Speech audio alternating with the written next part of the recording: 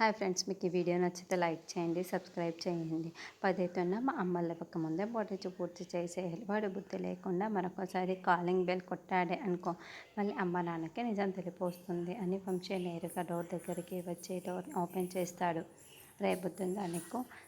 Bell కొడతావా? నేను open చేశాను కాబట్టి సరిపోయింది. మా అమ్మ నాన్న కనుక డోర్ ఓపెన్ చేసి ఉంటే నీకు జీవితం మీద ఆశ చచ్చిపోయేది అని వంశీ అనడంతో, అంత డేంజరా భయ్యా మీ అమ్మ నాన్నలు అని ముసుగు వేసుకున్న ఆ దొంగ ప్రశ్నిస్తూ ఉంటారు.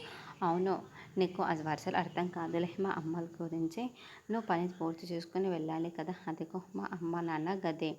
అక్కడ ఒక కబోర్డు ఉంటుంది. దానికి రైట్ సైడ్లో పైన 2 బ్యాగులు ఉంటాయి. నువ్వు ఆ బ్యాగుల్ని కొట్టేయాలి, తీసుకుని వెళ్ళిపోవాలి. గుర్తుంది కదా అని వంశీ చెప్పడంతో, అలాగే భయ్యా, కానీ ఆ డోర్కి లోపల గొళ్ళెం పెట్టి ఉంటుంది కదా, నేను లోపలికి ఎలా వెళ్ళాలి అని దొంగ ప్రశ్నిస్తూ ఉంటే, అవును కదా, నేను ఆ విషయమే మర్చిపోయాను. నేను వెళ్ళి మా అమ్మ నాన్నల్ని నిద్రలేపుతాను. నువ్వు డోర్ పక్కన దాక్కొని ఉండు. నేను వాళ్ళని మాటల్లో పెట్టినప్పుడు నువ్వు గదిలోకి వచ్చి కూర్చురా అని అంటాడు. ఉయ్యాల దగ్గరికి వచ్చి చెవిలో చెప్పడంతో, అప్పుడు ఎందు అత్తయ్య అత్తయ్య అని మెల్లగా అరుస్తూ ఉంటుంది. నిద్రపోతున్న సౌందర్యకి మెలకు వచ్చి, అది కోట అరుపులా ఉంది, రండి వెళ్ళి చూద్దాము అని ఇద్దరు లేచి అమ్మా ఎందు అని పిలుస్తూ ఉంటారు. ఈ లోపల దొంగ సౌందర్య వాళ్ళ గదిలోకి వెళ్తాడు. ఏంటి అని వంశీ ఇందు వాళ్ళని ప్రశ్నిస్తూ ఉంటే, మీరు బాగానే ఉన్నారు కదా, నాకేదో అరుపులు వినిపించినట్లు ఉంది అని సౌందర్య అడుగుతూ ఉంటే, మేము బాగానే ఉన్నాం అని డోర్ని ఓపెన్ చేయకుండానే ఇందు వంశీ సమాధానం చెబుతూ ఉంటా. అబ్బా మంచి నిద్ర పాడు చేసావురా, వెళ్ళి పడుకుందాము అని వెంకటేష్ గదిలోకి వెళ్ళగా అక్కడ మంకీ క్యాప్ పెట్టుకొని వెళ్తూ ఉంటాడు. ఏ సౌందర్య, దొంగే దొంగే పట్టుకోవే అతను అరుస్తూ ఉంటాడు. సౌందర్య వాడిని ఒక ఉడుం పట్టేస్తూ ఉంటుంది. మా అమ్మ పట్టుకుంది అంటే నేనే వదిలించుకోలేదు, ఇక నువ్వెక్కడికి రా పారిపోతావు? రే వంశీ, రారా వంశీ అని కేకలు పెడుతూ ఉంటాడు. అమ్మో, వాడు దొరికిపోయాడు అంటే నేను దొరికిపోతాడు అని వంశీ పరిగెత్తుకుంటూ, మా ఇంటికి దొంగతనానికి వస్తావా అని గట్టిగా పట్టుకొని సౌందర్య దగ్గర నుండి తాను లాక్కొని, రే ఇప్పుడు నన్ను తోసేసి నువ్వు త్వరగా పారిపోరా అని సైగ చేస్తూ మెల్లగా చెవిలో చెప్తాడు. అలాగే అని వాడు కాస్త వంశీని ఒక్క తోపు కింద తోసేసి బ్యాగులో పట్టుకొని వాడు తలుపు దగ్గరికి పరిగెత్తుకుంటూ వస్తాడు. మళ్ళీ సౌందర్య వాడి జుట్టు పట్టుకొని మంకీ క్యాప్ని కాస్త లాగి పారేస్తూ ఉంటుంది. వాడి ముఖం కూడా చూసి సౌందర్య షాక్లో ఉండిపోతుంది. అప్పుడే వాడు మళ్ళీ తేరుకొని బ్యాగులో పట్టుకొని అక్కడి నుండి పారిపోతూ ఉంటాడు. రే వంశీగా, వారు పాడిపోతున్నాడు, వెళ్ళి పట్టుకోరా, అలాగే కింద కూలపడిపోయావు అని వెంకటేష్ కేకలు పెడుతూ ఉండటంతో వంశీ వాడి వెనకాలే పరుగులో పెడతాడు. వెంకటేష్ సౌందర్య కుప్ప కూలిపోయి బాధపడి వంశీ తిరిగి వస్తాడు. వాడెక్కడ్రా అని అడుగుతూ ఉంటే, వాడు పాడిపోయాడు, డబ్బు పోయినట్లే, 3 కోట్లు పోయినట్లే అని వంశీ అంటే, పోలీస్ కంప్లైంట్ ఇద్దామా అని వాళ్ళు అంటారు. పోలీస్ కంప్లైంట్ ఇస్తే కట్నం కింద డబ్బులు తీసుకున్నందుకు ముందు మన ముగ్గురిని బొక్కలో వేస్తారు అని వంశీ అంటాడు. మరి డబ్బులు అని అంటే లోపల కుంగి కృషించి పోవాల్సిందే అని వంశీ అంటే, ఎందో నవ్వుకుంటూ ఉంటుంది. వీరేమో కళ్ళలు బాదుకుంటూ 3 కోట్లు అని ఏడుస్తూ ఉంటారు. తర్వాత నక్షత్రకి తలకి గాయమైపోయి రక్తం కారుతూ ఉంటే స్ట్రెచ్చర్ పైన హాస్పిటల్ లోపలికి తీసుకొని వెళ్తూ ఉంటారు. అప్పుడే చంద్ అటుగా వెళ్తున్న నక్షత్రాన్ని చూసేసి, ఈ అమ్మాయి గగన్తో మాట్లాడిన అమ్మాయి అని అనుకుంటూ వెంటనే గగన్కి కాల్ చేస్తాడు.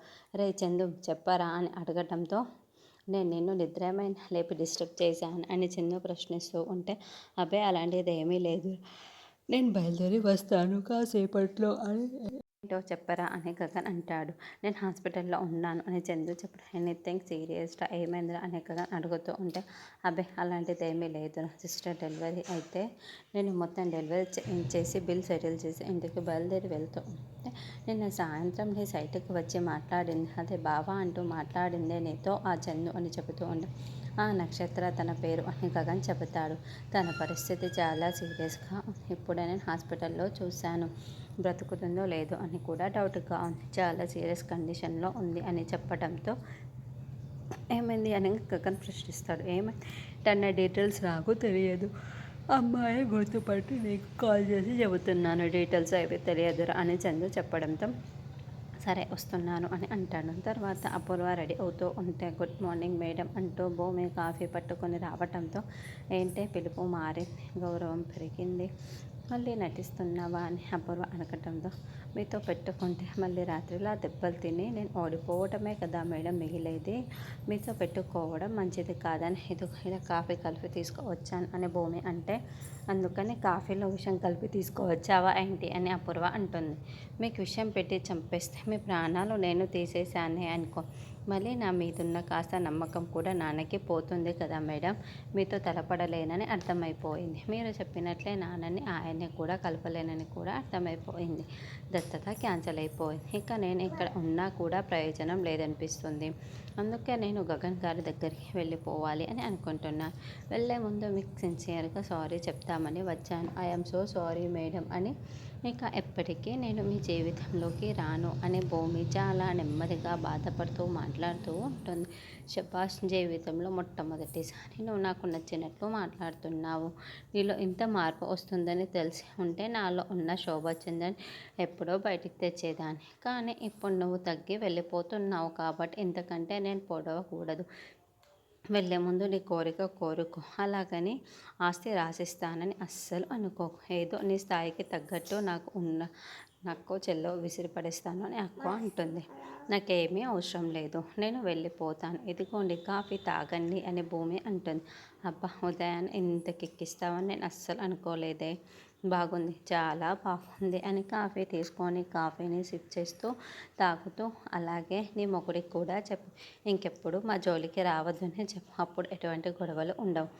అలాగే నీ అత్త ఉందే శారదకి చెప్పు. ఆ శారదని తీసుకొని దూరంగా ఈ ఇంటి నుండి వెళ్ళిపోండి. అప్పుడు ఇంకేమీ గొడవలు ఉండవు కదా. మీరు దూరంగా ఉంటే అని అపూర్వ అంటే, అలాగే ఎలాగైనా సరే ఒప్పించి నేను ఒప్పించి తీసుకొని వెళ్తాను అని అంటే, ఇక్కడ ఎందుకు నిల్చున్నావు, వెళ్ళు వెళ్ళు అని అంటే, మీరు కాఫీ తాగి కప్పిచ్చేస్తే వెళ్తాను అని భూమి అంటుంది. ఇచ్చేయండి మేడం, వెళ్తాను అని భూమి అనడంతో, అబ్బబ్బబ్బా, ఈ వినయము ఏం విధేయత, నేను చూడలేక ఉన్నాను. ఇప్పటికిప్పుడు నీకు ఏదో ఒకటి ఇచ్చేయాల్సిందే అని కాఫీ కప్పు పక్కన పెట్టి మరి చేతికున్న బంగారు గాజుని భూమికి ఇవ్వబోతూ ఉంటే, వద్దండి నిజంగానే చెబుతున్నాను అని భూమి అంటుంది. ఏంటో ఈ విధవ నిజాయితీ అని అపూర్వ కాఫీ మొత్తం తాగేసి కాఫీ కట్టెను భూమి ట్రేలో పెట్టేసి వెళ్ళు వెళ్ళు అని సైకిల్ చేస్తూ ఉంటుంది. సరే వస్తాను మేడం అని భూమి వెనక్కి తిరిగి ఉంటుంది. వెళ్తున్న భూమిని అపూర్వ చిటికెలు వేస్తూ ఏదో మాట్లాడుతూ ఉంటుంది. భూమి చాలా గర్వంగా అపూర్వ వైపుకు చూస్తూ ఉంటే, ఇక అపూర్వకి బయటికి రావు. ఏమైంది ఏమైంది నా గొంతుకి అని అపూర్వ వెలువెలలాడిపోతూ ఉంటే, భూమి డోర్ని క్లోజ్ చేసేసి, ఇందాక నేను నీకు పొరపాటున గుడ్ మార్నింగ్ అని చెప్పాను, సారీ, బ్యాడ్ మార్నింగ్ మమ్మీ అని భూమి అంటుంది. ఏం కలిపావు కాఫీలో, నాకు మాటలు రావట్లేదు అని అపూర్వ సైకిల్ చేస్తూ ఉంటుంది.